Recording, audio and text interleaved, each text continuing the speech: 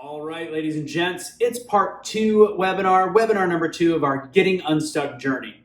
This is where we're realizing that we're human, and being human requires a realization that we have to be willing to change. To simplify it, if nothing changes, nothing changes. This is where you have to take some self-responsibility, have the ability to self-reflect, and realize you have to start changing your mindset. Part of what makes us stuck is also the concept of perfection and all the bullshit that ensues around that.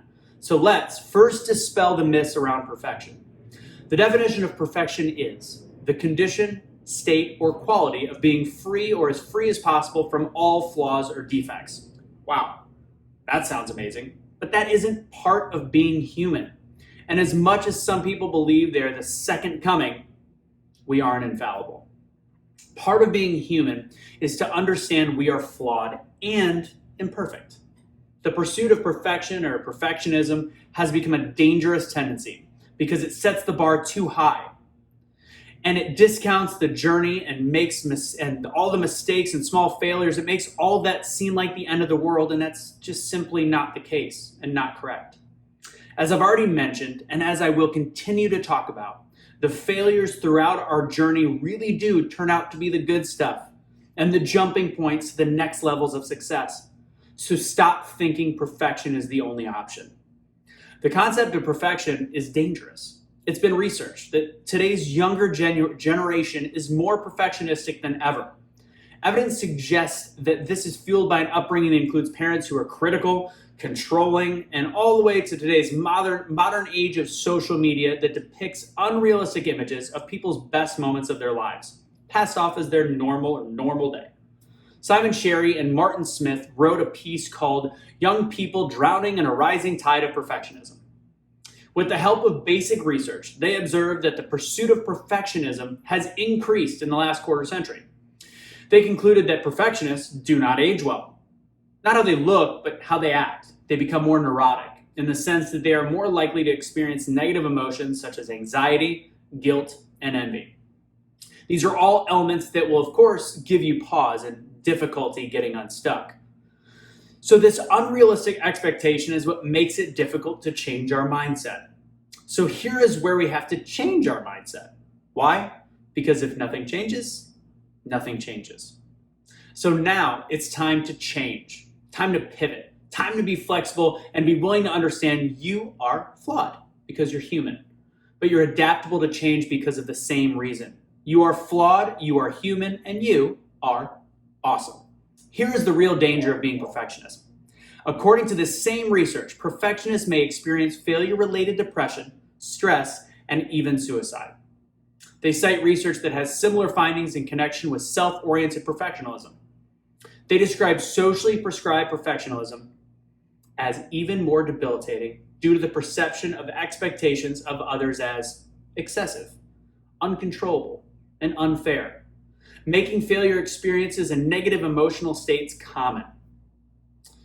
At this point, we have to change our mindset and stop being afraid of failure and struggle because we think we suck if we don't succeed.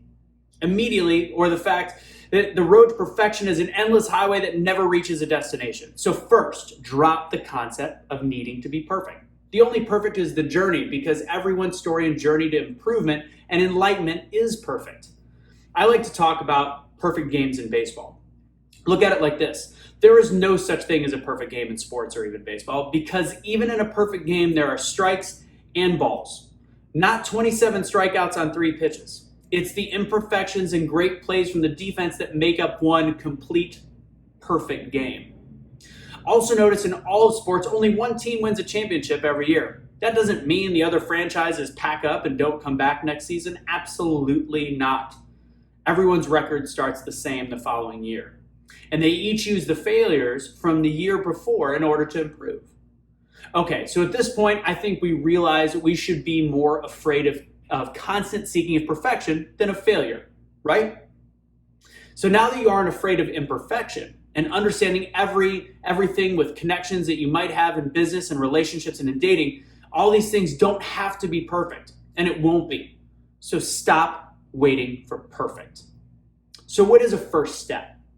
Sticking with these same people, Sherry and Smith, They said that unconditional love is the cure of this deadly epidemic of perfectionism. Parents, be less critical, less controlling and overprotective, valuing youth for more than just their accomplishments. No, that doesn't mean participation trophies. Don't get me started on that.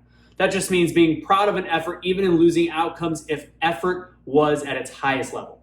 This goes far past parents. It also works for friends, coworkers, neighbors, and romantic partners.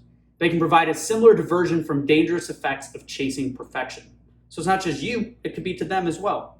So as I'm talking about change right here, what I'm talking about the most isn't necessarily even changing your routine, which is also very important. But I'm talking about changing your mindset. With that, I have an exercise for you that I want you to stop this webinar, pause it, and go do some research.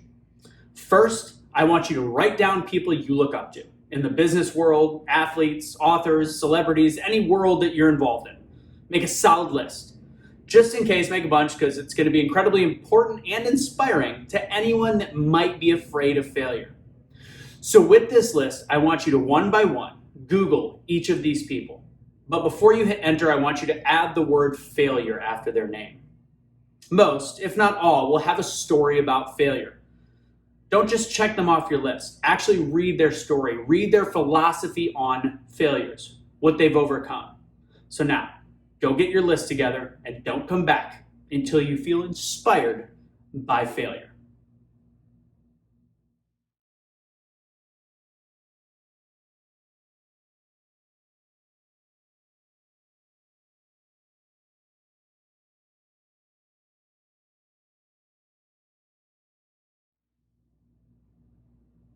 Okay, so I did the same as you and I looked up some great historical role models and not only read their stories, but I've got a few great quotes. Success is going from failure to failure without loss of enthusiasm. It's Winston Churchill. Mistakes are part of the dues one pays for a full life. Famous actress Sophia Loren.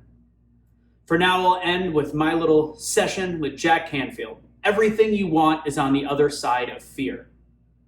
So now that you're ready to pivot from your current status of stuck because of unrealistic expectations and the common fear of failure, let's get it started. So another part of changing and this concept of if nothing changes, nothing changes, is the willingness to change things up.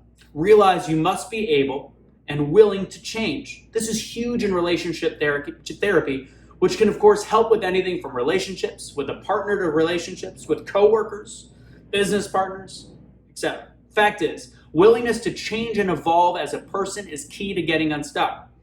They said insanity is doing the same thing over and over, expecting a different outcome. If things haven't been going exactly as you planned, and you have an open mind to change so that you can become a better version of yourself that opens up opportunities and new pathways to success, that's what's important. Essentially, this gives you a chance and a pathway to become unstuck in life, love, and business. Flexibility and willingness to realize you don't know everything and are sometimes vulnerable allows you to be relatable and have the ability to connect in a way you typically couldn't.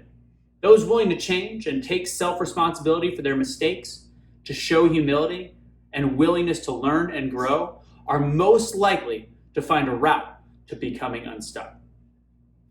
One fantastic example of willingness to change is the story of how Instagram became Instagram. In the beginning, it was originally something called Bourbon, which was a super confusing check-in app for bars and whiskey picture taking. Honestly, I'm still not sure. There was very little early traction, and at that point, co-founder Kevin Systrom noticed that users were engaging more in the photos than anything else. So he simplified the user experience to photography with the ability to comment and like. Boom. Here is the switch from Bourbon to Instagram, and soon after it was acquired by Facebook for $1 billion. Always be observant and willing to pivot and change if things aren't working. Do you want to be stubborn and poor, or do you want to have humility and make money? So we've talked about why you're stuck and now the importance of being willing to change. Specifically, reset your mindset to no longer seek perfection and then realize you are human. You're infallible and you're going to fail. Your willingness to accept failure sets yourself up for enormous growth and opportunity. This is the beginning of getting unstuck. So here's where we're concluding webinar 2. I want to make sure, if you haven't done it already, go on to the internet. Google all the people that you believe are infallible. Ladies and gentlemen, I promise you, you're going to learn some things, you're going to be inspired, and you're going to realize the greatest minds in the world and the greatest success stories have all failed. In fact, they've probably failed more than anyone else because they were always willing to get back up. I'm going to see you guys in webinar 3. It's about that time we really put the wheels on and get unstuck.